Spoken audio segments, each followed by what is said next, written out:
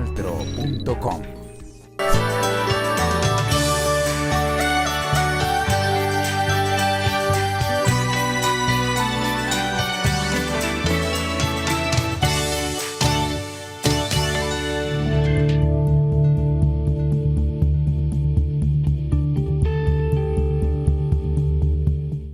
Hola televidentes del Canal Tro, sean ustedes bienvenidos a esa emisión más de ¿Qué puedo hacer por la paz? Hoy con esa enorme tarea de hablar que Colombia pide paz sin impunidad, y con justicia social, que realmente es lo que necesitamos en nuestro país y por lo que se viene trabajando desde todos los estamentos en Colombia. Vamos a saludar a Eduard Barón Flores, quien es un promotor de diálogos públicos para la paz y a quien le damos la bienvenida. Muchas gracias por estar con nosotros. A ustedes por invitarme a este espacio para hablar de paz, que es lo que necesita este país en este momento histórico. Así es, como usted lo acaba de decir, es lo que necesitamos. Y le damos también la bienvenida a Liliana Janet Suárez López, quien es funcionaria de la cooperación alemana, que está con nosotros, GIZ. Muchas gracias y bueno, estamos acá para compartir un poco de la experiencia y para dialogar. Cuando hablamos de que Colombia quiere de alguna otra manera paz, que quiere ya sin impunidad, pero que también con mucha justicia, es difícil de digerir para muchos, pero realmente es muy fácil de explicar porque tiene un gran sentido social y es poder cambiar de alguna otra manera esa historia crítica de violencia que hemos vivido por años en Colombia. Para ustedes, ¿qué significa eso? Yo creo que el país está pasando por un momento importante, como tú lo dices, después de muchas décadas en donde muchos conflictos se han venido acumulando sin unas soluciones claras y han traído lo que hoy pues esta gran problemática, que no solamente es el tema del conflicto armado, sino también es otra serie de violencias estructurales como la corrupción, como las políticas públicas, de pronto no muy aterrizadas a los contextos y a los territorios. Y es un momento para sentarnos como sociedad colombiana a pensarnos la paz que queremos. Creo yo que los procesos anteriores de paz no han tenido el éxito que se requieren porque realmente no nos hemos sentado como sociedad colombiana en conjunto a hablar de la paz que queremos. Claro que sí. Tenemos a continuación una historia de un hombre que se llama José de los Santos Pérez Bayona, un hombre que perdió 24 integrantes de su familia. Ese sí que la violencia lo golpeó bastante fuerte y aún está ahí dispuesto a perdonar. Yo soy nacido en Aguachica y de Aguachica salí de unos 10 años al municipio de Tibú. En el municipio de Tibú llegué en el 67 y salí en el 2000. De ahí pues la situación en la cual pues, la violencia que se radicó allá y que se generó allá en esa región, pues tuvo que salir desplazada. Perdí muchas familias y ahí para acá ha sido el trajín que hace todos esos años, hablando de qué, del 2002 hasta esta fecha. La vida de nosotros allá era muy linda, sí, pues pobres, bueno, sí, no económicamente no muy bien, pero sí sobrevivíamos bien y no teníamos problemas de nada, absolutamente de nada. Pero ya se presentó la violencia que fue tan grande que tocó que salirnos de allá para cuidar la vida de nosotros, la de los hijos. A pesar de eso, pues perdí muchas familias, muchísimas. Pues allá llegaron unos armados a la vereda y arremetieron con toda la gente que mataron, estaban trabajando. Incluso los llevaron de las casas, otros los sacaron, iban para el trabajo, en el camino los sacaron. Y los mataron, los torturaron y los mataron. Y a raíz de eso, pues lo que es del 2000 hasta el 2014 ya hemos perdido 24 familiares. Y almuerzo matados y muerte a causa de la misma situación que vivimos ahí. Imagínense pues, uno pues salir y dice yo voy a salir con mi familia, con mis hijos, la mujer, sin saber lo que queda atrás, sin mirar nada porque nada podíamos mirar porque no dejan arrimar a nadie. La mayoría de los muertos no eran nada, lo que menos chulo, porque no se podía meter nadie, ni levantar a nadie, porque hasta esta es la fecha que todavía no se sabe, todavía no han sido capaces de identificarlos. La familia mía por lo menos todavía no apareció nada. Sabemos que enterraron a Rubén y a Abimael, lo enterraron en Tibú. Los levantaron, pero no se sabe a dónde, ni quién les dio sepultura, ni nada, todavía no sabemos nada. Un esfuerzo muy grande que no lo hace cualquiera, porque uno con la pérdida de tanta familia, la desintegrada de la familia es algo muy duro, pero pues uno siempre es aferrado a Dios y que lo ayuda, y sí, hemos sufrido mucho. ¿Para qué hemos sufrido aquí? Hemos sufrido mucho por el trabajo.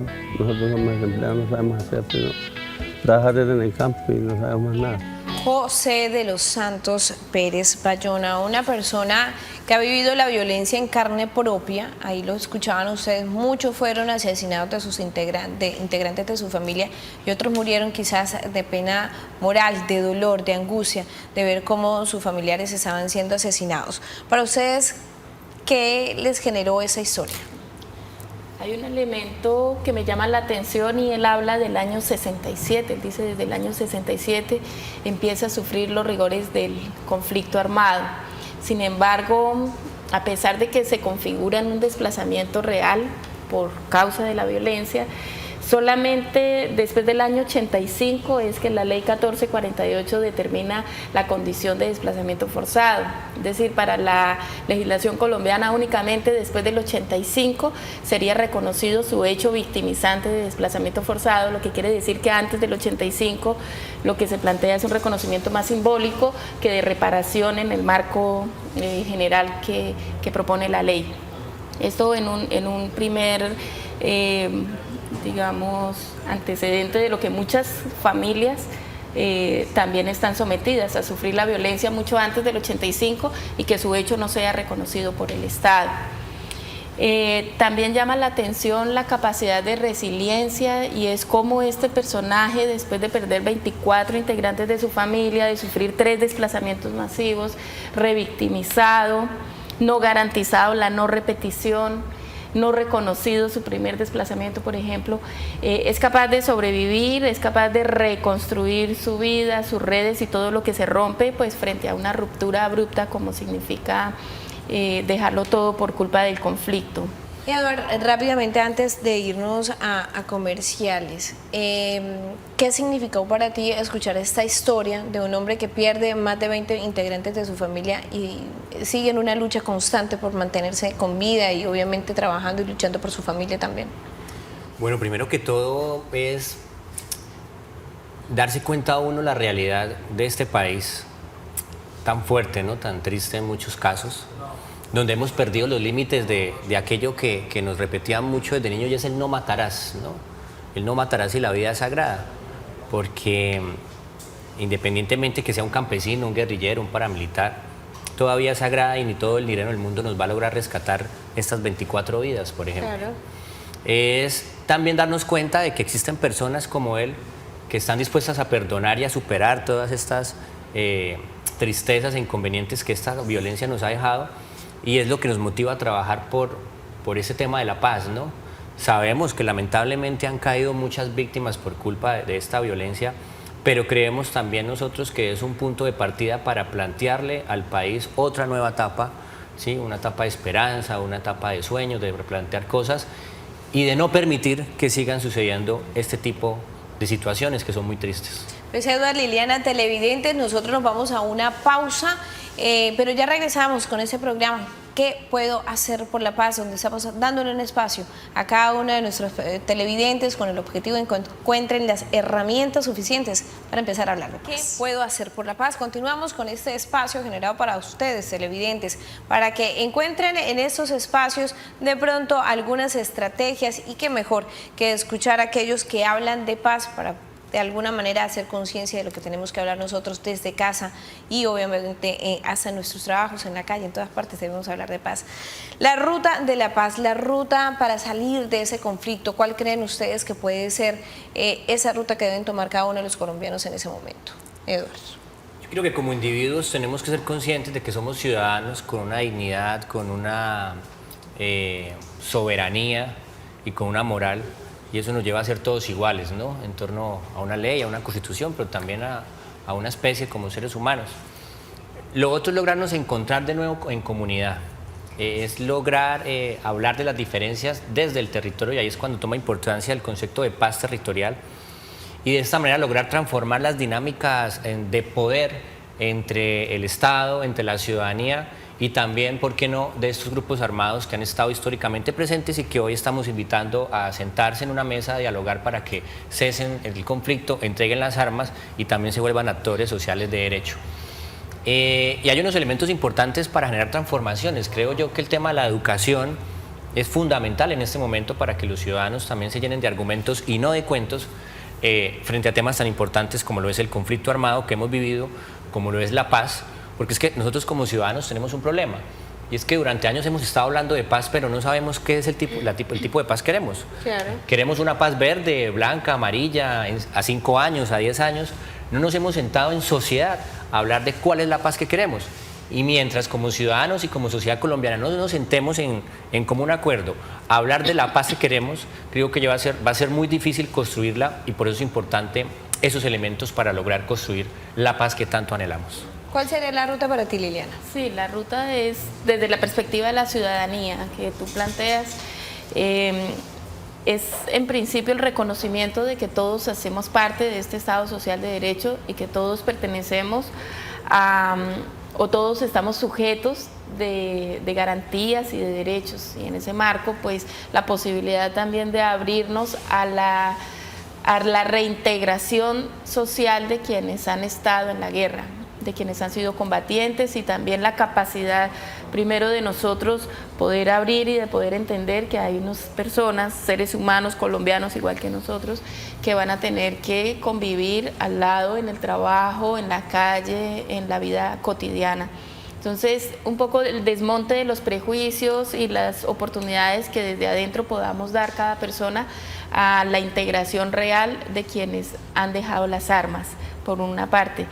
Y en el marco de esa ruta también son acciones claras que podamos encontrar frente al acceso igual a recursos y beneficios, a cerrar las brechas enormes que hay entre lo rural y lo urbano, y poder encontrar en organismos de cooperación dentro del mismo Estado la posibilidad de juntar un poco esas capacidades, esas ofertas para poder permitir las condiciones iguales, las reducciones de las imposibilidades que hay de conseguir acceso laboral, por ejemplo. Entonces, Una de las tantas. sumado a la educación que plantea Edward, que es claro, un país que tiene condiciones distintas de avance tecnológico, de ciencia, de tecnología, pues vamos a poder hablar de una paz y de un desarrollo en condiciones de satisfacción de necesidades, de carencias, pues de entender también entre todos cuál tipo de desarrollo, ¿no? Pues, Liliana y Patricia, llevamos años volviendo protagonistas de los medios de comunicación, de las noticias, del diario vivir, a guerrilleros, paramilitares, corruptos, asesinos. Es el momento de empezar a volver protagonista la educación como un elemento de transformador claro. creo que es el principio. Sí, ese es uno de los elementos importantes que debemos, digamos, enfatizar en ello, porque pues también si hablamos de educación hay que mejorar también el sistema educativo en Colombia. Y otra cosa que tú hablabas frente al tema de los grupos que se están desmovilizando. Hay una percepción de nosotros como ciudadanos frente a estos grupos armados, que los vemos como terroristas, como personas que lamentablemente han asesinado, pero muchos de esos ejércitos han servido como apoyo a luchas sociales y agendas políticas de diferentes grupos, partiendo de lo que tú hablabas hace un momento, por ejemplo, de los grupos partidistas tradicionales como los liberales y los conservadores. Pero hay un tema y hay que entender, ya ahí es también cuando hablamos de cuando ellos se desmovilicen, cuando ellos lleguen. Pero es que ellos y nosotros somos los mismos, porque somos ciudadanos colombianos que hemos sido afectados por la violencia y que en últimas hemos sido víctimas y hemos sido usados por la violencia. Yo pienso que el gran heroísmo, porque mucha gente a ellos también los ven como héroes, sus familias, Sí, las claro. personas que Por supuesto que sí. lastimosamente se tuvieron que despedir cuando ellos se tuvieron que meter al monte con las armas, porque es que no toda persona tiene el valor de agarrar un arma para ir a echar bala y para ir a defender unos principios o unos ideales. Yo creería que uno de los mayores heroísmos que hoy pueden hacer estas personas es desmovilizarse para aportarle precisamente a esa transformación que tanto quiere Colombia, y es, en vez de tener un arma, mejor agarremos un libro, transformemos nuestra manera de ver la vida y le aportemos al desarrollo de nuestro país. Ese es el sentido de todo al final.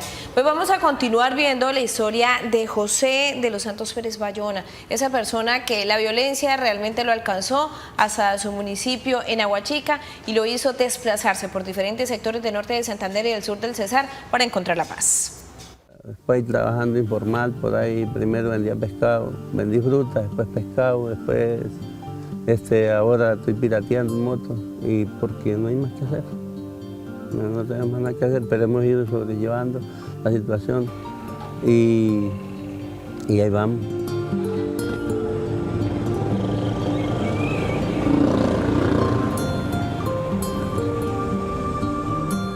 Pues sí, yo siempre he confiado de que pues, si yo pienso en salir adelante, en que tener una oportunidad de salir adelante, que a ratos también es uno difícil.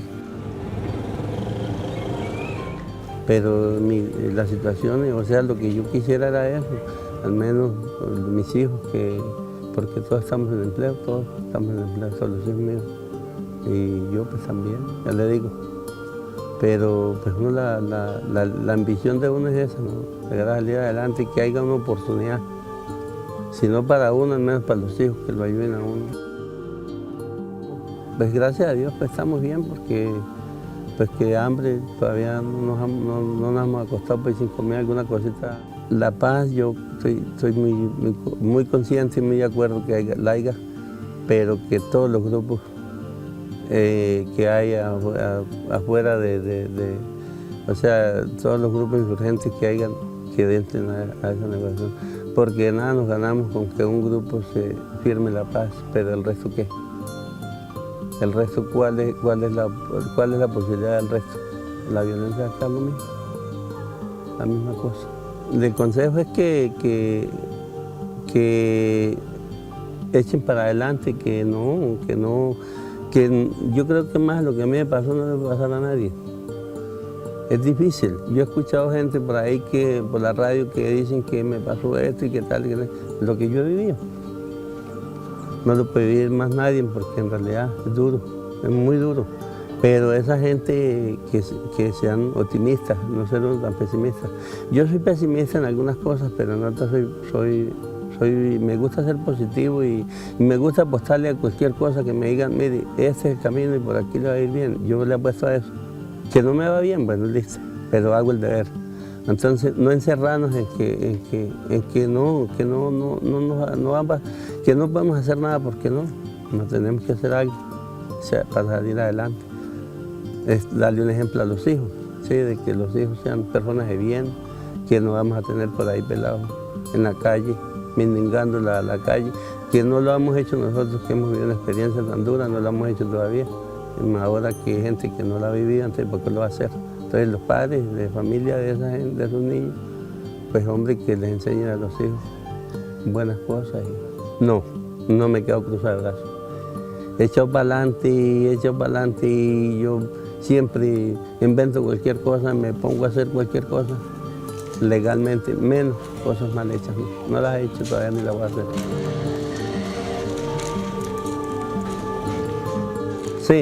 Sí, la vida sigue siendo bonita porque, a ver, yo la estoy viviendo de una forma, la he vivido dura y la he vivido suave. Hay días duros, hay días muy suaves. Entonces la vida es bonita si la sabemos vivir y la sabemos llevar.